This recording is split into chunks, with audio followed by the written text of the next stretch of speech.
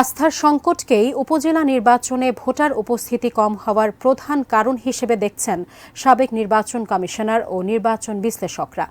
প্রধান বিরোধী দলের বর্জনও অন্যতম কারণ।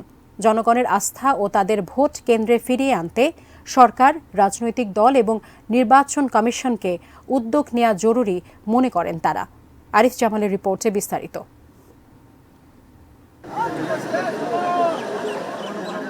2009 সালের উপজেলা নির্বাচনে ভোটের হার ছিল শতকরা 68%। 2014 সালে তা কমলেও 60% ওপরেই ছিল। কিন্তু 2019 সালের উপজেলা নির্বাচনে আরও 20% কমে ভোটের হার নেমে আসে 40%। আর এবার ষষ্ঠ উপজেলা নির্বাচনে ভোটের হার এখন পর্যন্ত 30-এর কোটায়। 8 মে প্রথম ধাপের উপজেলা নির্বাচনে ভোট পড়ে 36%। 21 মে দ্বিতীয় ধাপে 30%-এর বেশি। নির্বাচন কমিশন ভোটার উপস্থিতি কম হওয়ার নানা যুক্তি তুলে ধরলেও সার্বিকভাবে ভোটাররা আস্থা হারিয়ে ফেলেছেন, এমনটা মনে করেন সাবেক নির্বাচন কমিশনার কবিতা খানম এবং সুশাসনের জন্য নাগরিক সুজনের সম্পাদক ডক্টর বদিউল আলম মজুমদার। এর দায় নির্বাচন কমিশন সহ রাজনৈতিক দলগুলোর।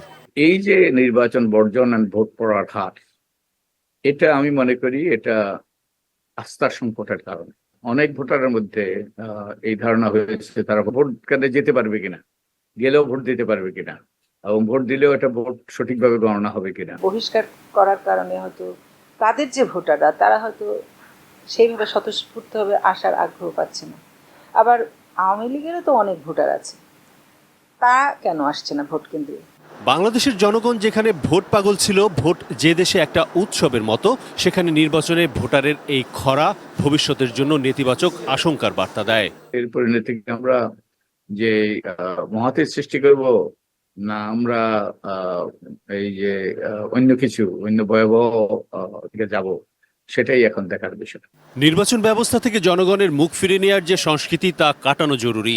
নির্বাচন কমিশনের একার পক্ষে সম্ভব নয়। পরিস্থিতি উত্তরণের সরকার এবং রাজনৈতিক দলগুলোর সম্মিলিত সদিচ্ছা প্রয়োজন। নির্বাচন কমিশনের পক্ষেও সম্ভব না এককভাবে, বা শুধু নির্বাচন কমিশনকে বাদ দিয়ে যদি রাজনীতিবিদদের কথা বলো তাও না। এটা একটা সমন্বিত কার্যক্রম। এটা সবাইকেই চাইতে হবে যে ভোটার ভোট কেন্দ্রে আসুক, নির্বাচনী ব্যবস্থার মধ্যে একটা আস্থা তৈরি হোক এবং নির্বাচন সুষ্ঠুভাবে সুসম্পন্ন হবে। আগামী 29 মে ষষ্ঠ উপজেলা নির্বাচনের তৃতীয় ধাপ এবং 5 জুন চতুর্থ ধাপের ভোট অনুষ্ঠিত হবে। আরিফ জামাল, এটি নিউজ, ঢাকা।